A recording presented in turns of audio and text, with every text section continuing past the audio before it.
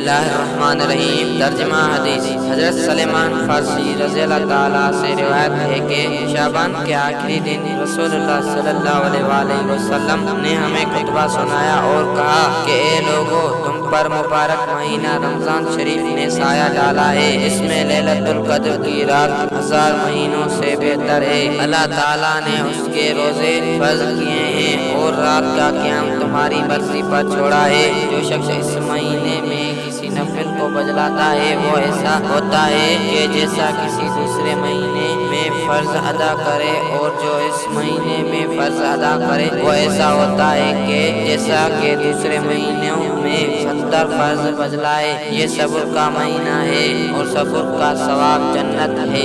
یہ ہمدردی و خیرخواہی کا مہینہ ہے۔ اس مہینے میں مومن کا رزق بڑھایا جاتا ہے۔ جو اس میں روزہ دار کا روزہ افطار کرواتا ہے اس کو ایک غلام آزاد کرنے کا ثواب ملتا ہے اور اس کے گناہوں کی مغفرت ہوتی ہے۔ ہم نے کہا کہ یا رسول اللہ صلی اللہ علیہ وآلہ وسلم، ہم میں سے ہر ایک شخص روزہ افطار کرانے کی طاقت نہیں رکھتا۔ حضور صلی اللہ علیہ وآلہ وسلم نے فرمایا، جو شخص دودھ کی ایک بوند سے یا پانی کی چلو سے یا کھجور سے کسی کا روزہ افطار کروائے اس کو بھی وہی ثواب مل جاتا ہے، لیکن جو شخص کسی روزہ دار کو پیٹ بھر کر کھلاتا ہے اس کے تمام گناہ معاف ہو جاتے ہیں، اور خدا میرے حوض کوثر سے اس کو پانی پلائے گا کہ پھر وہ کبھی پیاسا نہ ہوگا، اور رمضان شریف کے برکت کے باعث کھانے والوں کو بھی وہی ثواب ہوگا جیسا کہ کھلانے والے کو ملتا ہے۔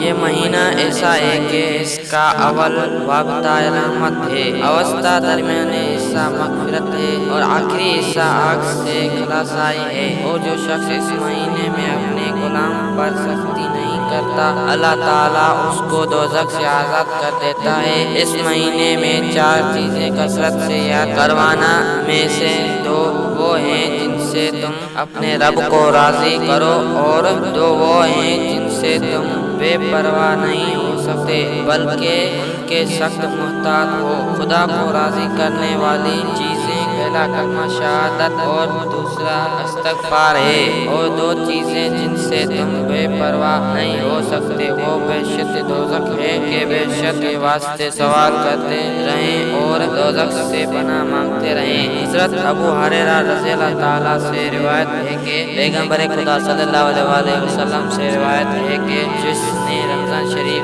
میں کسی مسجد میں چراغ جلایا اس کی قبر میں نور بھر دیا جائے گا اور اس کے تمام نمازوں کی نماز کا ثواب دیا جائے گا۔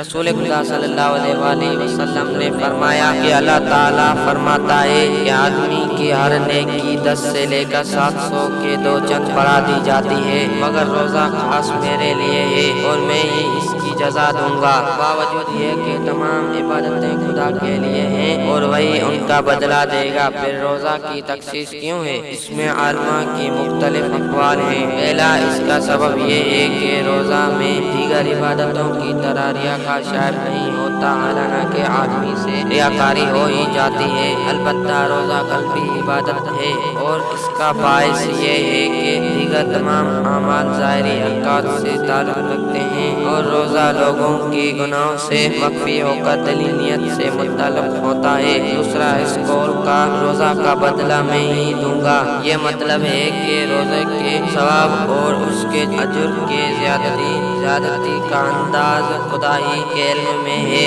اس کے سوا دیگر عبادتوں کے ثواب کے اندازہ پر بعض لوگ بھی متعلق کیے گئے ہیں۔ تیسرا، روزہ صرف میرے لیے ہے اور میں ہی اس کا ثواب دوں گا، اس کی معنی یہ ہے کہ مجھے روزہ تمام عبادتوں سے زیادہ پسند ہے۔ چوتھا، روزہ کو اپنی ذات کی طرف منسوب کرنے میں اس کی بزرگی کا اظہار مقصود ہے، اور یہ اضافت ایسی ہے جیسا کہ بیت اللہ کی کھانے پینے سے اور دیگر نفسانی خواہشوں سے الگ رہنا صفات خداوندی میں سے ہیں، چونکہ روزہ دار نے اس صحبت میں موافقت کر کے تقریب الہی حاصل کیا ہے، اس لیے اللہ تعالیٰ نے روزہ کو اپنی ذات کی طرف منسوب کر لیا۔ چھٹا، فرشتے کھانے پینے اور دیگر خواہشوں سے پاک ہیں۔ آدمی روزہ رکھ کر ملکی صفات کا حامل بن جاتا ہے۔ اس بزرگی کے سبب روزہ کو اپنی طرف سے منسوب فرمایا ہے۔ خاتمہ، ظالموں کے تمام نیکیاں قیامت کے روز مظلوموں اور حقداروں کو دی جائیں گی، لیکن روزہ متشنع رہے گا۔ اس لیے فرمایا ہے کہ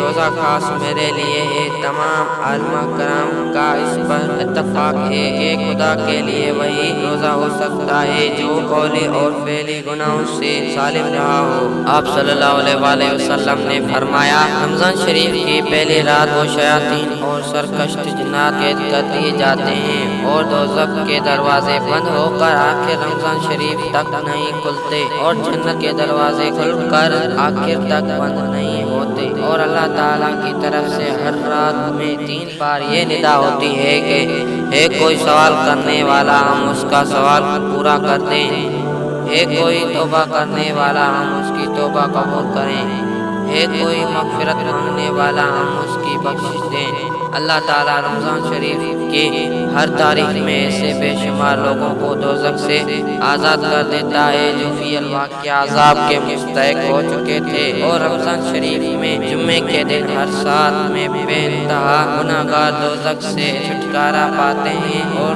رمضان شریف کی آخری تاریخ میں اس قدر لوگوں کو دوزخ سے نجات ملتی ہے جس قدر پہلی تاریخ سے لے کر آخر تک ملی تھی۔ حضرت جابر رضی اللہ تعالیٰ نبی کریم صلی اللہ علیہ وآلہ وسلم سے روایت کرتے ہیں کہ آپ صلی اللہ علیہ وآلہ وسلم نے فرمایا کہ رمضان شریف کے سب سے آخری رات و آسمان، زمین اور فرشتے سب امت محمد صلی اللہ علیہ وآلہ وسلم کی مصیبت پر رویا کرتے ہیں۔ کس نے پوچھا کہ یہ رسول اللہ صلی اللہ علیہ وسلم وہ مصیبت کون سی ہے؟ آپ صلی اللہ علیہ وآلہ وسلم نے فرمایا کہ رمضان شریف کا رخصت ہو جانا، کیونکہ اس مہینے میں دعائیں مستجاب، صدقہ مقبول، نیکیاں دو چند اور عذاب دفع ہوتے تھے۔